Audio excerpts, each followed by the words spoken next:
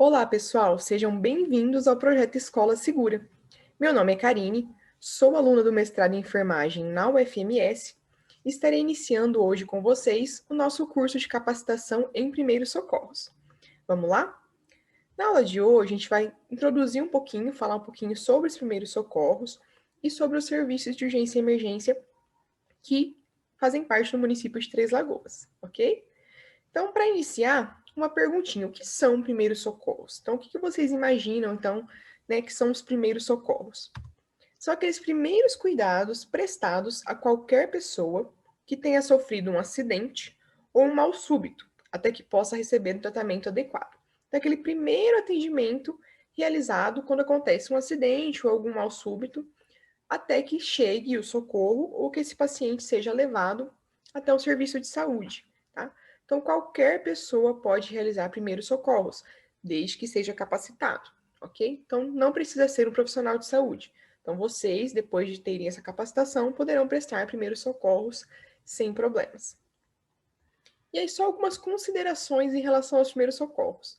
Primeiro lugar, manter a calma. Então, é muito importante que você mantenha calma ao realizar o primeiro atendimento à vítima. Então, a pessoa já sofreu ali um acidente, um mal súbito, normalmente já está num estado ali de estresse.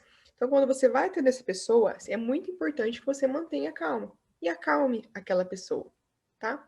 Então, conforme o decorrer das nossas aulas e as situações que vocês forem aprendendo, vocês estarão capacitados a prestar esse atendimento e conseguirão, sim, manter a calma durante esse atendimento, tá? Segundo lugar, avaliar a cena. Então, o que é a cena? É aquele local onde a pessoa sofreu o acidente ou mal súbito. Então, é importante que a gente avalie antes de se aproximar, principalmente nos acidentes. Então, um exemplo, o choque elétrico. Então, nós teremos uma aulinha sobre isso. Então, se um exemplo, lá no centro educacional de vocês, rompe um fio e uma criança, uma pessoa, chega perto daquele fio e sofre um choque elétrico. Então, você tem que avaliar se é seguro você se aproximar, se você pode encostar, se você pode prestar o atendimento ali. E se outras pessoas também podem se aproximar. Por quê? Você, outra pessoa, pode se tornar mais uma vítima. Então, ali a terceira consideração, não permitir que outras pessoas se tornem vítimas. Então, a partir do momento que a gente vai prestar o atendimento, a gente tem que observar esse ambiente e ver se eu me aproximar, eu não vou ser mais uma vítima, e se alguma pessoa que está ali perto também não pode se tornar outra vítima. Acidentes de trânsito também, numa rua movimentada, diversas situações, ok? Então, é muito importante a gente avaliar ali a segurança, porque a nossa segurança enquanto socorristas, quando a gente vai prestar esse atendimento também é importante. A forma de abordar a vítima. Então, nós veremos no decorrer do curso que em cada situação existe uma forma correta de abordar a vítima.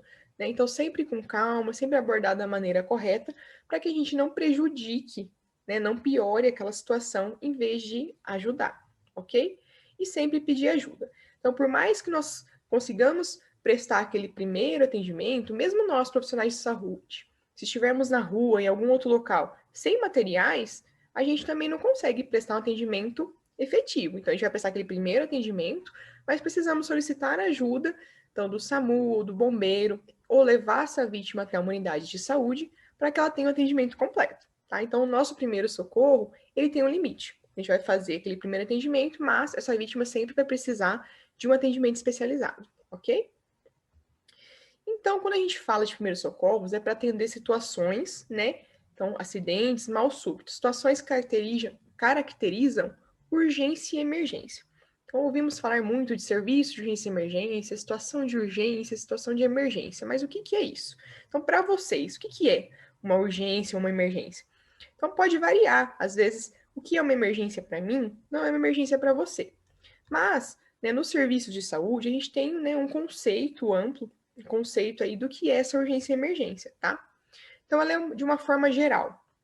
Uma ocorrência imprevista de agravo à saúde, com ou sem risco potencial à vida, cujo portador necessita de assistência médica imediata. Então, é alguma coisa que aconteceu de repente, tá? Seja um acidente, seja um mal súbito, e que pode ou não levar esse paciente à morte, ter um risco para a vida dele, mas que ele precisa de assistência médica. Independente dele ter risco de vida ou não, ele está tendo um sofrimento naquele momento e precisa de atendimento médico imediato. Então, são as situações que podem levar a um sofrimento ou à morte, ok? Então, esse é o conceito mais amplo aí de urgência e emergência para a gente se guiar aí no decorrer do nosso curso. Para atender essas situações, então foi criado pelo Ministério da Saúde uma rede, tá? Então, vários serviços que atuam em conjunto para atender situações de urgência e emergência. Entre eles, SAMU, UPA, os hospitais, as unidades básicas de saúde. Então, praticamente todas as unidades de saúde, elas têm que estar preparadas para fazer esse atendimento de urgência e emergência, tá? Aqui em Três Lagoas, nós temos 4 serviços que são os principais serviços, então, para atender urgência e emergência. Quais são eles? O Serviço de Atendimento Móvel de Urgência, o SAMU, a Unidade de Pronto Atendimento, UPA, o Hospital Auxiliadora e o Corpo de Bombeiros. Então, esses serviços, eles atuam em conjunto, tá? Nas diversas situações, cada qual com a sua função ali dentro da rede, para prestar um atendimento de qualidade à população. Então, eu vou falar um pouquinho sobre cada um deles, qual é a função deles e quando a gente deve procurar ou acionar, ok? Vamos começar pelo SAMU. Então, ele é um serviço de atendimento móvel de urgência. Então, ele é um serviço de atendimento pré-hospitalar, quer dizer, ele ocorre fora do hospital, antes do hospital, e ele é móvel. Então, o que isso quer dizer? Ele vai até a vítima, tá? Então, nós não fazemos atendimento em uma unidade fixa. Nós temos uma ambulância que irá prestar socorro até onde a vítima está. Ele procura chegar precocemente após ter ocorrido um agravo que possa levar a sofrimento, sequelas ou até mesmo a morte. Então, qual é o objetivo principal do SAMU? Chegar o mais rápido possível a essa vítima após acontecer um agravo, para prevenir sofrimento, sequelas e até mesmo a morte, tá? Então, esse é o principal objetivo do SAMU. A gente vai falar um pouquinho mais sobre ele. Então, o que a gente conhece mais do SAMU nas ruas é o quê? São as ambulâncias, tá? Então, nós temos as ambulâncias para atendimento, porém não é só isso. O SAMU é composto também por uma central de regulação médica. Essa central é muitas vezes desconhecida pela população. Então, achamos importante trazer aqui para vocês para conhecer, então, como funciona todo esse serviço. Então, o SAMU ele é composto pelas ambulâncias e por uma central fixa de regulação médica. Vamos lá? Então, nessa central trabalham 3 tipos de profissionais. Nós temos o médico regulador. Então, 24 horas por dia fica um médico lá nessa central para atender telefone e para regular situações de urgência e emergência. O telefonista auxiliar de regulação médica, conhecido como TARM, que é aquele que atende o telefone. E o radiooperador, conhecido como RO, que é o que vai fazer a comunicação com as ambulâncias via rádio, tá? Além da central, nós temos as ambulâncias. Então, aqui em Três Lagoas, temos 2 tipos de ambulância: a unidade de suporte básico e a unidade de suporte avançado. Vamos ver então a diferença entre elas. A unidade de suporte básico ela é composta, aqui em Três Lagoas, por um enfermeiro, um técnico em enfermagem e um condutor, que é o motorista. Tá? Então, são 3 profissionais. 24 horas por dia, nós temos 2 unidades dessas de suporte básico, tá? Então, sempre tem 2 ambulâncias dessa, com um enfermeiro, um técnico e um condutor. E temos aqui em Três Lagoas uma unidade de suporte avançado, que é uma ambulância composta por médico, enfermeiro e condutor. Então, a regulação médica é importante principalmente para direcionar esses serviços. Então, em que situação que eu vou mandar a unidade de suporte básico? Em que situação eu vou mandar a unidade de suporte avançado? O médico está lá para isso, para avaliar, né, a situação e ver qual é o serviço que esse paciente necessita, ok? Então, muitas vezes, quando as pessoas ligam, elas se queixam que às vezes faz muitas perguntas, né? Então, essas perguntas que o médico faz são justamente para direcionar o melhor serviço que vai dar o melhor atendimento para aquele paciente, ok? Então, qual que é a diferença entre as duas? A unidade de suporte básico, eu tenho equipe de enfermagem e condutor, e no suporte avançado eu tenho médico. Então, na unidade de suporte avançado, irão ser realizados alguns procedimentos mais avançados, é como se fosse uma UTI móvel, ok? E aí, como é que funciona, então, essa dinâmica do SAMU? Então, acontece um agravo, aconteceu um acidente lá no seu centro educacional. Então, você é o solicitante. Então, o SAMU chama de solicitante. Você vai ligar, quem vai atender o telefone vai ser o TARM, tá? Que é o telefonista, vai anotar seu nome, seus dados, endereço, e vai passar para o médico regulador a ligação. Você vai conversar com o médico, ele vai escutar a situação, e aí ele vai resolver o que vai fazer. Pode ser só uma orientação via telefone, ou ele pode enviar uma ambulância. Precisa de uma ambulância? Ok. O radiooperador, através de um sistema de rádio, se comunica com a equipe da ambulância e essa ambulância vai até você lá no seu centro educacional. Então é isso. Então você liga, o TARM atende, o médico regula, radiooperador se comunica com a ambulância vai até a vítima. Então essa é a dinâmica do SAMU, tá? Então esses profissionais da central ficam só lá na central, né? São profissionais que ficam fixos, e os profissionais das ambulâncias são os que vão até as vítimas aí quando for necessário, ok? Então esse é o SAMU. E aí, quando então vou solicitar o SAMU? Em que situações? O SAMU ele está preparado para atender qualquer situação de urgência e emergência, exceto quando eu preciso de um resgate ou que eu tenho algum risco. Como assim? Então, qualquer situação, seja acidente, mal súbito, traumas, o SAMU vai atender. Mas se, por exemplo, vamos supor que tem um poço lá no seu centro educacional, um poço bem fundo, e caiu uma criança dentro desse poço, ela está lá no fundo, o SAMU não consegue fazer esse resgate, tá?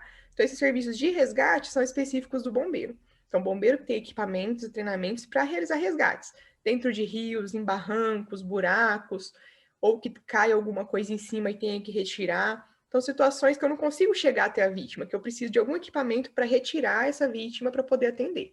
Aí eu preciso do bombeiro, ok? Ou que tem algum risco, por exemplo,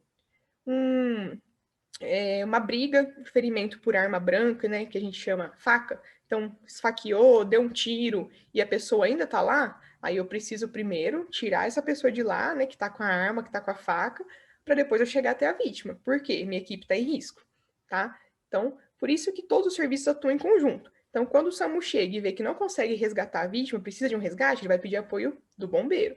E vice-versa. Então, um ajuda o outro, tá? Então, por isso que é uma rede. Um serviço auxilia o outro, ok? Então, agora vamos falar um pouquinho sobre a UPA, Unidade de Pronto Atendimentos. Então, o que é a UPA? Ele é uma unidade de saúde de complexidade intermediária. O que é isso? Então, a gente tem a unidade básica, que são os famosos postinhos de saúde, e temos o hospital, que é para internação, cirurgias, UTI. A UPA fica no meio, tá? Então, ela tem um pouquinho mais de suporte do que a unidade básica, mas não tem tudo que tem no hospital. Então, ela fica ali, ela é intermediária. Ela funciona 24 horas por dia, em todos os dias da semana, com uma equipe multiprofissional. Então, a gente vai ver um pouquinho aqui quais são os profissionais que nós temos lá na UPA. Então, os profissionais. O coordenador, né, que é o que coordena todo o serviço, médicos, clínico geral, tá? Então, de forma geral, quem atende na UPA é o clínico geral. Aqui em Três Lagoas, nós temos alguns dias da semana que temos ginecologista, ortopedista, mas diariamente, 24 horas, são clínico geral. Enfermeiros, técnicos e auxiliares de enfermagem, técnico em radiologia, então temos o serviço de raio-x lá na UPA, auxiliar de serviços gerais, auxiliar administrativo, técnico de laboratório, então nós também temos laboratório 24 horas lá na UPA, recepcionista, controlador de acesso, vigia, assistente social, que é muito importante para trabalhar com problemas sociais que acabam surgindo, né, no serviço de urgência e emergência, farmacêutico, que cuida das medicações, entre outros. Então, essa equipe multiprofissional realiza atendimento 24 horas lá nessa unidade. E aí, como é que funciona o fluxo da UPA? Então, na UPA, nós temos duas entradas. Então, quem já foi lá deve ter observado. Temos a entrada pela recepção, que é para os pacientes que conseguem andar, né, ou cadeira de rodas, e a entrada de emergência, que é principalmente onde entram as ambulâncias, tá? Que são os pacientes que entram de maca, tá? Então, o paciente chegou, independente de ser pela recepção ou pela emergência, vai ter um acolhimento com classificação de risco. O que é isso? O enfermeiro vai acolher essa pessoa, vai escutar o seu problema, a sua situação, e vai classificar o seu risco conforme a sua necessidade, ok? E aí, a partir desse acolhimento com o enfermeiro, ele vai ser direcionado para o serviço que ele precisa. Então, ou para uma consulta médica, ou para a sala de sutura quando tem cortes, ou para a sala de emergência quando for uma situação muito grave, ou para um leito de observação, se ele precisa ficar deitado, ou às vezes até para assistente social. Muitas vezes as pessoas procuram a unidade por um problema social e ele é encaminhado para assistente social, tá? E depois de uma consulta, você pode ser medicado ou pode realizar exames. Então, esse é mais ou menos o fluxo. Então, sempre que você chegar lá, independente seja pela recepção ou pela emergência, vai ser acolhido por um enfermeiro e ele vai te direcionar para a sala ali para o serviço que vai te ajudar, tá? Então, esse é o fluxo da UPA. Temos agora também o Hospital Auxiliadora. O que é o Hospital Auxiliadora?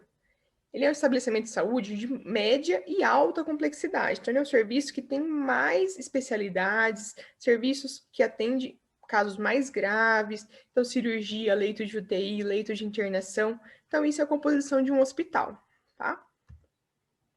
Aqui, o nosso hospital, ele tem o pronto-socorro, que é onde acolhe os pacientes, exames diagnósticos, leito de internação, leito de UTI, centro cirúrgico, paternidade e pediatria, tá? Então, o nosso pronto-socorro aqui do Hospital Auxiliadora, ele é tanto uma porta de entrada para a população, quanto por transferência de outros serviços, por exemplo, da UPA. Então, a UPA ela tem um limite, então ela consegue assistir o paciente até certo ponto. Muitas vezes, quando o serviço não dá conta, ele vai encaminhar para o hospital. Então, se o paciente precisa de uma internação, ou se ele precisa de uma UTI, se ele precisa de uma cirurgia ou de um especialista, ele será encaminhado até o hospital. E aí, então, o hospital recebe esses pacientes que vêm de outros serviços, como também o paciente que chega lá de carro, de meios próprios que a gente chama. Agora, por esse momento aí da pandemia do coronavírus, diminuiu um pouco essa porta de entrada, tá? Eles estão pedindo para o pessoal se dirigir até a UPA, para ser atendido na UPA, e se precisar, vai ser transferido para lá. Por quê? Tá com um fluxo muito alto de pacientes lá no hospital, tá? Devido a essa pandemia. Mas, de uma forma geral, ele é uma porta de entrada para pacientes também, tá? E por último, não menos importante, temos o Corpo de Bombeiros. Então, o Corpo de Bombeiros ele é um serviço que não é um serviço de saúde. São profissionais militares que trabalham lá, então não são profissionais de saúde. Porém, eles também compõem nossa rede, eles também auxiliam ali no atendimento na rede, tá? Então, esses profissionais, eles são treinados, né, e realizam salvamento e resgate, atendimento pré-hospitalar, né, que é esse atendimento igual ao do SAMU antes do hospital, combate a incêndios, orientações à comunidade e vistorias técnicas de comércios, indústrias, entre outros. Então, ele é um serviço que realiza diversos atendimentos, tá? À população, porém não tem profissionais de saúde, são profissionais militares treinados. E aí nós temos dois veículos aqui, né, no município que realiza esse tipo de atendimento. Então, o caminhão, que realiza combate a incêndios e também atendimento de resgate, e a ambulância, né, de suporte básico, ela é bem parecida com aquela ambulância de suporte básico lá do SAMU, que realiza esse atendimento também a vítimas. E aí, quando eu procuro o bombeiro? Então, como eu já disse lá quando eu falei sobre o SAMU, o bombeiro ele é mais especializado em resgate, tá? Então, SAMU eu tenho profissionais de saúde. Então, ele é mais especializado em coisas clínicas. Então, mal súbito, exemplo, infarto, um AVC, uma dor intensa, então situações mais clínicas. O bombeiro é mais especializado em traumas, acidentes, né, resgatar vítimas. Então, essa é a pequena diferença entre os dois, tá? E o número do bombeiro, 193, SAMU 192. E é isso. Então, falando um pouquinho sobre os serviços, espero que tenham gostado. Qualquer dúvida, pode entrar em contato com a gente lá nos grupos, ok? Obrigada.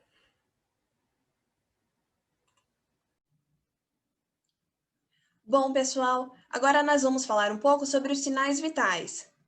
Meu nome é Daniele, eu sou acadêmica de medicina pela UFMS e estou no 4º período. Para iniciar nossa discussão, nós podemos refletir: o que são os sinais vitais? Eles são basicamente o que mostra pra gente que nós estamos vivos. É a partir dos sinais vitais que se pode perceber se existe alguma alteração no organismo ou não.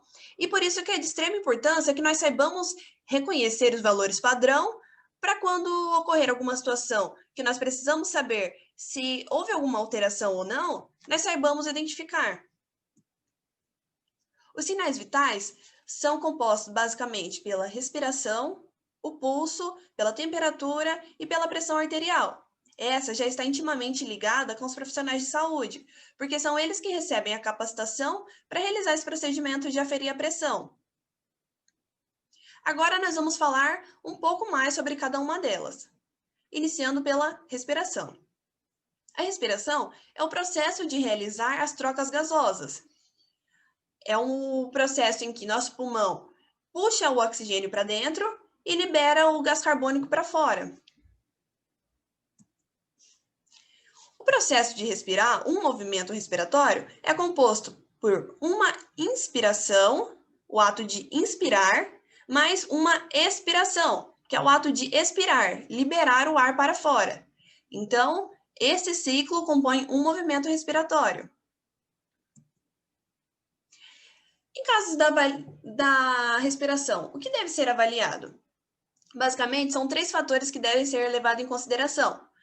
O primeiro deles é a frequência, que é o movimento respiratório por minuto, a quantidade de respirações que o indivíduo vai realizar por um minuto. A profundidade, se a respiração está sendo superficial ou profunda. E o ritmo, se esse ritmo da respiração está sendo regular ou irregular. Sobre as frequências respiratórias, nós conhecemos alguns valores de normalidade. Os valores de normalidade considerados para um adulto é de 14 a 20 IRPMs. O que são IRPMs? São incursões respiratórias por minuto, que é basicamente a quantidade de vezes que ele respira dentro do período de um minuto. Em crianças, esse valor de normalidade é um pouco mais elevado, de 20 a 30 IRPMs. Mas por que isso? Porque as crianças, em geral, apresentam uma musculatura respiratória menos desenvolvida e, por isso, elas necessitam de uma frequência maior para que elas consigam alcançar a quantidade de oxigênio necessária. E nós podemos considerar o caso dos lactentes, que são os menores de 1 ano, que é mais elevado ainda, que é de 30 a 40 IRPMs. Porque, além dos lactentes apresentarem uma musculatura respiratória menos desenvolvida, eles ainda apresentam uma via aérea menor e mais curtinha. Por isso, eles necessitam de uma frequência respiratória mais elevada. Agora, nós vamos partir para falar um pouco do pulso. O que é o pulso? O pulso é basicamente a expansão e contração das artérias, que resulta de uma onda de pressão produzida pela contração do coração. Ou seja, o nosso coração está em constante batimento dentro do nosso organismo. Ele realiza o processo de contração, chamado de sístole, e o movimento de relaxamento, chamado de diástole.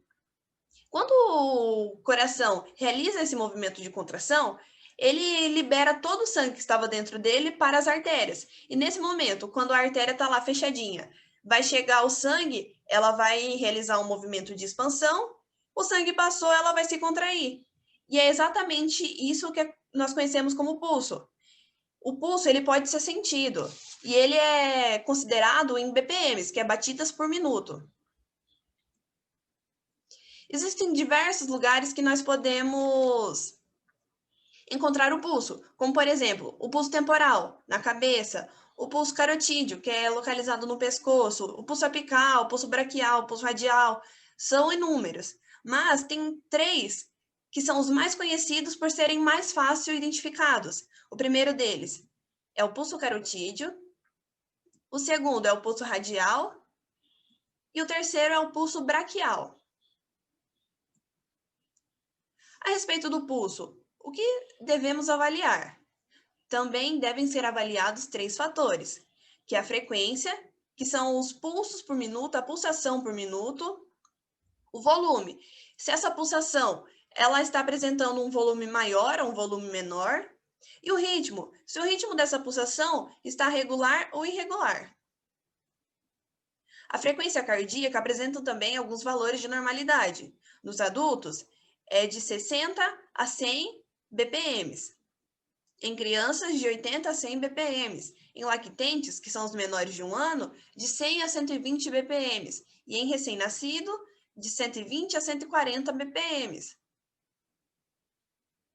Como podemos observar, assim como na frequência respiratória, na frequência cardíaca, os valores mais elevados são dos indivíduos mais jovens. Agora nós vamos falar um pouco sobre a temperatura. A temperatura é basicamente o grau de calor presente no corpo. Ela resulta do equilíbrio entre o calor produzido e o calor gasto pelo organismo. A nossa temperatura é controlada pelo nosso sistema nervoso. E ela é basicamente, como já foi dito, o calor produzido pelo nosso organismo menos o calor que é gasto ou liberado pelo nosso organismo. Aqui nós temos alguns equipamentos, conhecidos como termômetros, que são utilizados para medir a temperatura da pessoa, do paciente. Diferente dos outros valores padrões que nós já vimos, no caso da temperatura, existem diversos valores padrões que são considerados certos de acordo com o local que essa temperatura é medida. Por exemplo, a temperatura na região axilar, ela é considerada normal entre a variação de 35,8 graus Celsius a 37 graus Celsius. Já na região oral, que é uma região mais interna, a temperatura, quanto mais interna a região, a temperatura tende a ser maior. Então, como a região oral é mais interna, a variação dela vai ser de 36,3 graus Celsius a 37,4 graus Celsius. E quando nós devemos considerar que uma pessoa tem febre? Febre, ela é a elevação da temperatura corporal acima do normal, considerando todo esse quadrinho aqui que nós vimos de variação de temperatura. Então, por exemplo, quando uma pessoa é considerada com febre, medindo na região axilar, uma pessoa com febre não pode estar com a temperatura medida entre esses valores, de 35,8 graus Celsius a 37 graus Celsius, porque esses valores são considerados normais. Então, é considerada febre quando a temperatura aferida é de 37,6 graus Celsius até 39,5 graus Celsius. Agora, um sinal de alerta. Quando a temperatura está entre 39,6 graus Celsius a 41 graus Celsius, isso significa febre alta. 41 graus Celsius ou mais, isso já é uma hipertermia, o que pode causar diversos danos para o paciente. Entre 36 graus Celsius e 37,5 graus Celsius é considerado uma temperatura normal, e de 35 graus Celsius para menos é considerado hipotermia. Aqui nós vamos apresentar alguns sinais sugestivos de febre. Quando identificar que a criança está com febre, ela vai apresentar alguns sinais, como, por exemplo, a diminuição da atividade, ela vai apresentar irritabilidade, dor de cabeça, vai fazer queixa de dores no corpo, vai apresentar uma vermelhidão mais evidente na face, uma sensação de frio, o pulso dela vai ser acelerado e a respiração vai ficar mais rápida, mais ofegante. Uma criança foi identificada com febre. Então, o que devemos fazer? Primeiramente, colocar a criança em um lugar fresco e arejado. Oferecer líquidos em temperatura ambiente, água, no caso. Por que em temperatura ambiente? Porque o organismo da criança vai estar com uma temperatura elevada. E se nós introduzimos nela um líquido muito gelado, pode causar um choque térmico. Devem ser retirados os excessos de roupa muito quentes. Por quê? Porque, como já foi dito, a temperatura é composta pelo calor produzido pelo nosso corpo, mais o calor que nós gastamos ou que é liberado. Ou seja, se tem muitas roupas quentes prendendo aquela criança, ela vai guardar aquele calor todo para ela, aumentando a temperatura febril. Deve-se substituir as roupas molhadas de suor por outras roupas secas. Dar banho na criança com água morna, novamente para não causar choque térmico, porque ela vai estar numa temperatura e você coloca ela em contato com uma água gelada, não dá muito certo. E encaminhar para a unidade mais próxima. Alguns sinais de gravidade devem ser considerados, como, por exemplo, se a criança apresenta uma coloração arroxeada nos lábios e nos dedos, se a criança está pálida, se ela apresenta vômitos, sonolência excessiva, se apresenta pontos ou manchas vermelhas ou roxas pelo corpo. Se houver algum desses sinais, a criança deve ser encaminhada imediatamente para um pronto atendimento. Lembrando que casos de febre podem causar convulsão, e em caso de convulsão, o SAMU deve ser chamado imediatamente. A respeito da convulsão febril. É uma convulsão causada devido à febre. Ela geralmente atinge crianças de 6 meses a 6 anos de idade. A convulsão febril é uma convulsão generalizada. Ela gera perda de consciência da criança, vai gerar contrações repetidas violentas dos músculos do braço e da perna, vai causar a virada de olhos para cima da criança e uma dificuldade de respiração. É uma condição rara e, por isso, ela geralmente ocorre em crianças que apresentam predisposição. Bom, gente, aqui eu me despeço, mas muito obrigada pela atenção de todos. Olá, sejam bem-vindos a essa parte da aula, que vamos conversar um pouco sobre convulsão de Smile. Eu sou Alistair, acadêmico da Faculdade de Medicina da UFMS, campus Três Lagoas. Atualmente me encontro no 11º período da faculdade. O que seria a definição de convulsão? O cérebro ele é formado de células chamadas de neurônios, que se comunicam entre si através de estímulos elétricos, que normalmente acontecem. Quando esses estímulos eles estão exacerbados, eles estão extremamente aumentados, a gente tem a convulsão. Convulsão nada mais é que uma hiperexcitação cerebral. Quais as causas de convulsão? A epilepsia, que é uma doença, febre em crianças, como já foi dito anteriormente, tumores cerebrais ou qualquer outra malformação cerebral, infecções como meningite, encefalites, traumas na cabeça, às vezes a criança cai, bate a cabeça e começa a convulsionar, abuso de drogas ou álcool.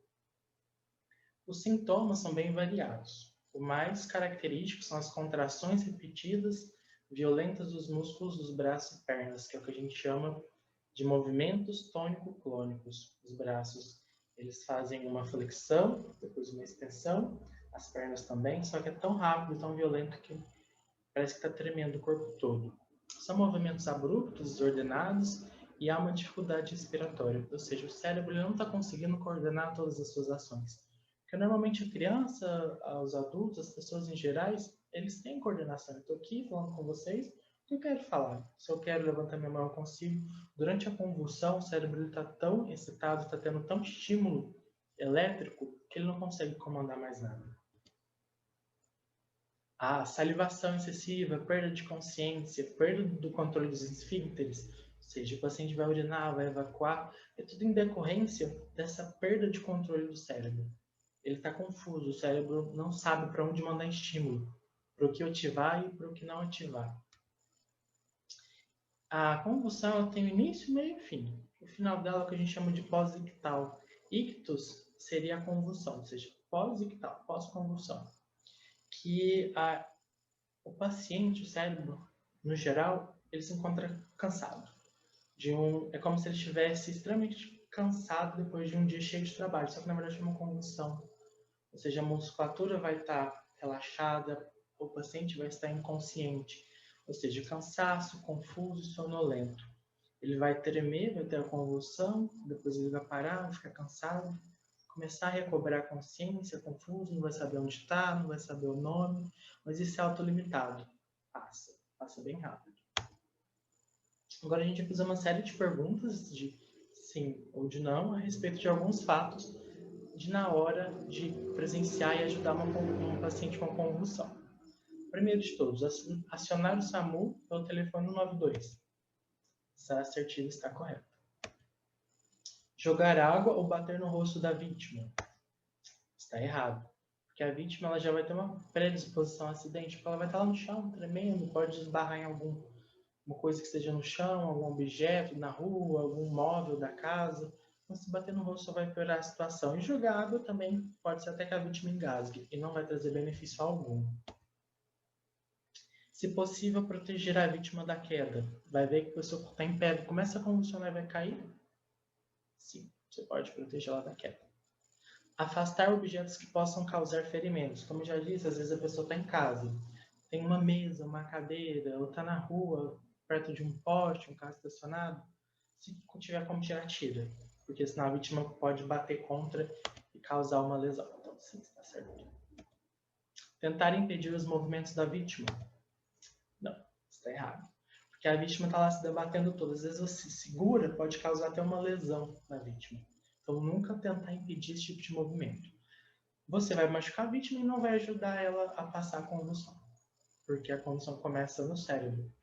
Os membros tremem é só uma consequência do estímulo neuronal exacerbado. Proteger a cabeça da vítima contra pancadas no chão. Sim, só que tem um porém. Essa proteção, você não vai segurar a cabeça. Você vai pôr uma coisa ou pôr a cabeça da vítima na sua perna, no travesseiro, em alguma coisa. Nunca segurar.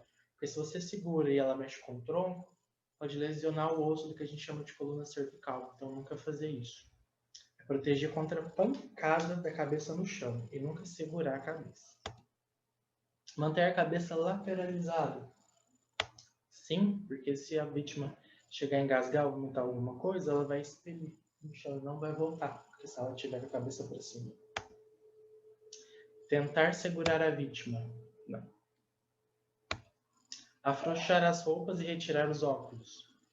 Sim, que a vítima pode se machucar com os óculos e se as roupas estiverem frouxas, vai facilitar o movimento dela, não vai tentar impedir nada.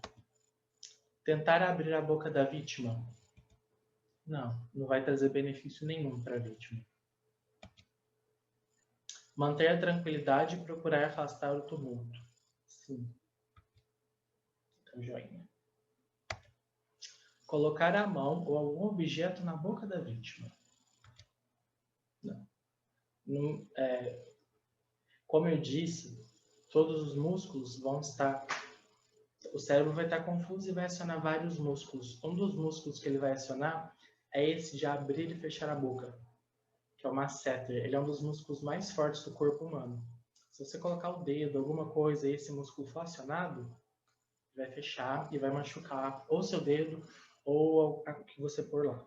Então, vai quebrar algum objeto que você pôr e a vítima pode engolir. Totalmente contra, não façam isso. Cobrir a vítima com um lençol, um cobertor, se necessário.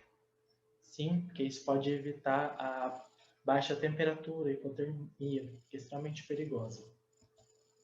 Oferecer líquidos ou medicamentos pela boca. Não. Como eu disse, a vítima vai voltar confusa. Ela não vai saber nem onde ela está.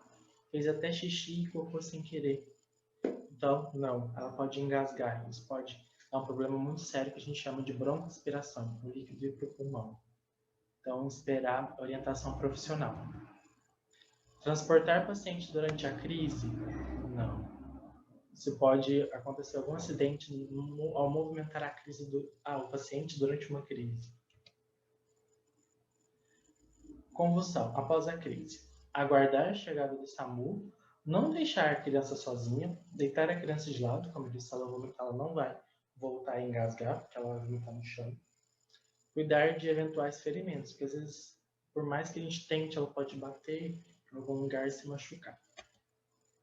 A gente vai falar um pouquinho sobre o desmaio. O que seria a definição de desmaio? Episódio breve de perda da consciência que raramente ultrapassa 2 minutos.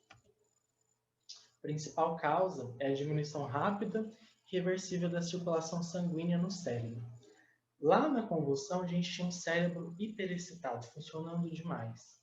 Aqui no desmaio, o sangue está chegando um pouco ao cérebro. Ele está mandando pouco oxigênio, pouco nutriente ao cérebro, nesse caso. Então, o cérebro meio que vai apagar.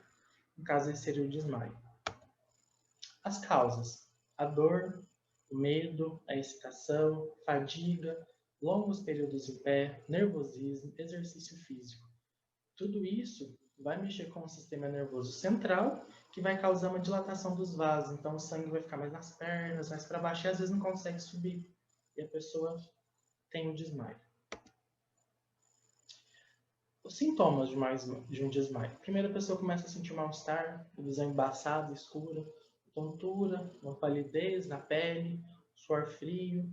É o que a gente chama de pródromo, ou seja, são sintomas antes do desmaio. E agora, o que fazer ou o que não fazer? Igual o que a gente respondeu na convulsão. Tentar acordar com tapas no rosto? Não tem evidência alguma de que isso ajude o paciente. Avaliar sinais vitais. O pulso, contar a respiração. Sim, a gente saber como é que está essa vítima.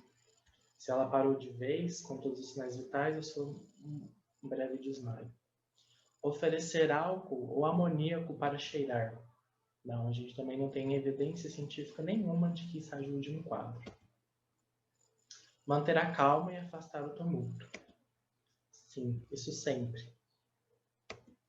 Oferecer água ou outros líquidos enquanto estiver inconsciente.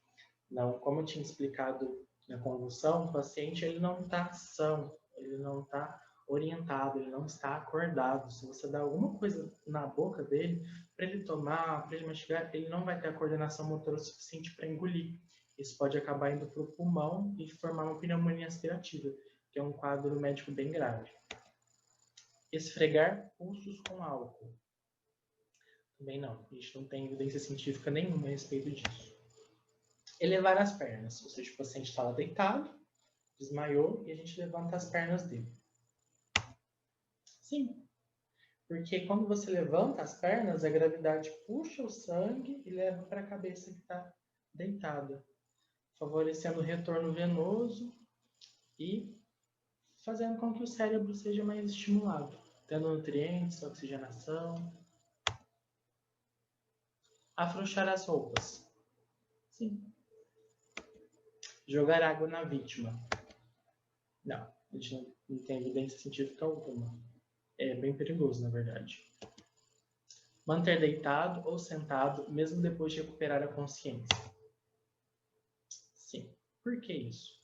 Porque se o paciente teve desmaio porque o sangue não conseguiu vencer a gravidade para chegar no cérebro, se assim que o paciente começou a acordar, se levantar ele e o sangue tem que vencer novamente a gravidade, às vezes o paciente não está bem o suficiente, o sangue volta e a pessoa desmaia novamente. Então é melhor deixar o paciente deitadinho, para o sangue não ter que percorrer, subir contra a gravidade para chegar no cérebro. Está tudo no mesmo nível, perna, tronco e cabeça. Encaminhar para a unidade mais próxima ou ligar para o SAMU. Sim, uma conduta muito bem acertada.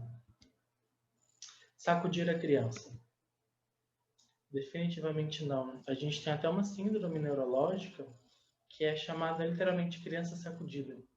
Quando você sacode a criança, os neurônios do cérebro que tem a sinapse, eles fazem assim.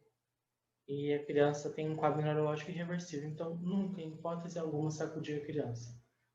Esteja acontecendo qualquer quadro clínico com a criança, nunca sacuda uma criança. Colocar sal na boca. Também não tem evidência científica alguma.